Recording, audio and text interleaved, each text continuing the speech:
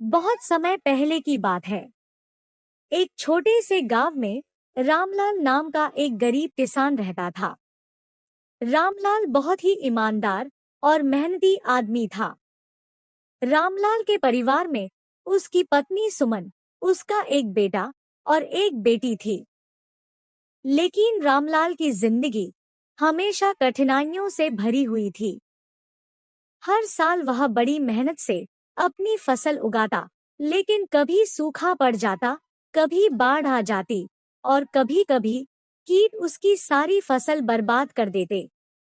उसकी सारी मेहनत बेकार हो जाती और उसके घर में कभी भरपूर अनाज नहीं हो पाता। एक दिन सुमन रामलाल से कहती है, ये जी, हमारी सारी फसल हमेशा खराब हो जाती है। अब क्या होगा? घर में अनाज भी थोड़ा सा ही है। अपनी पत्नी की बात सुनकर रामलाल कहता है, चलो ठीक है, अब सोचने से क्या होगा, मैं कुछ इंतजाम करता हूँ। यह कहकर रामलाल खेत में जाकर काम करने लगता है। एक दिन की बात है, रामलाल बहुत दुखी मन से अपने खेत में उदास होकर बैठा हुआ था। वह सोच रहा था कि अब क्या करेगा। तभी एक साधु उसी रास्ते से गुजर रहे थे। साधु का व्यक्तित्व बहुत शांत और प्रभावशाली था। उनके चेहरे पर गहरी शांति थी और उनके नेत्रों में गहरा ज्ञान छिपा हुआ था। साधु रामलाल के पास जाते हैं और कहते हैं, क्या बात है पुत्र, तुम इतने दुखी क्यों हो? तो रामलाल ने साधु को अपनी सारी समस्याएं बताईं। उसने कहा, मेरी फसल हर बार बर्बाद हो जाती है और मैं अपने परिवार का पेट भी नहीं भर पाता हूँ। मुझे नहीं पता महाराज, मेरी किस्मत कितनी खराब है। मैंने सब कुछ आजमा लिया है, पर कुछ भी नहीं बदला। अब मैं हिम्मत हार चुका हूँ। साधु ने ध्यान से रामलाल की बात सुनी और फिर मुस्कुराते हुए बोले, पुत्र, किस्मत और कर्म दोनों का अपना स्थान है, लेकिन सच्चा सुख और संतोष अपने भीतर से ही आता है।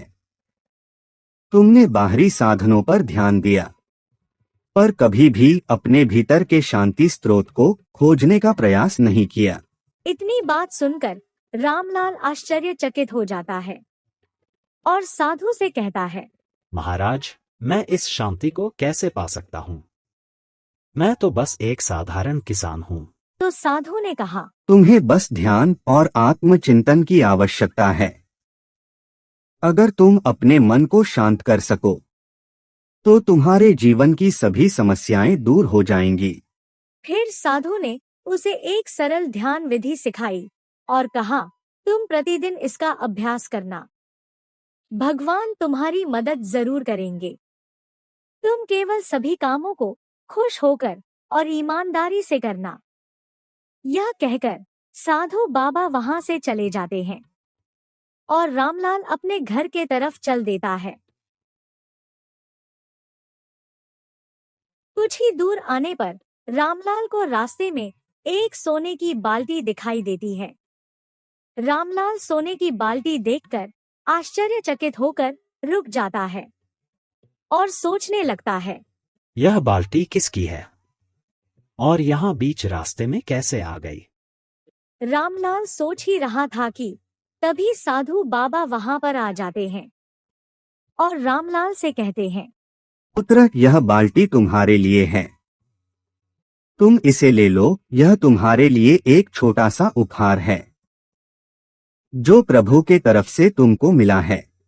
इतनी बात सुनकर रामलाल बहुत खुश होता है और कहता है, महाराज, आप महान हैं। आप हमेशा अपनी दया दृष्टि हमेशा हमारे ऊपर बनाए रखना। आपने हमारी किस्मत ही बदल दी। मैं जीवन भर आपका आभारी रहूंगा। फिर रामलाल साधु बाबा को धन्यवाद कहकर बाल्टी को लेकर खुशी से घर के तरफ चल देता है और घर आकर अपनी पत्नी को सारी बात बताता है, जिसे सुनकर उसकी पत्नी और उसके परिवार के सभी लोग बहुत खुश होते हैं और तब से रामलाल सोने की बाल्टी को बेचकर अपना परिवार सही से चलाने लगता है।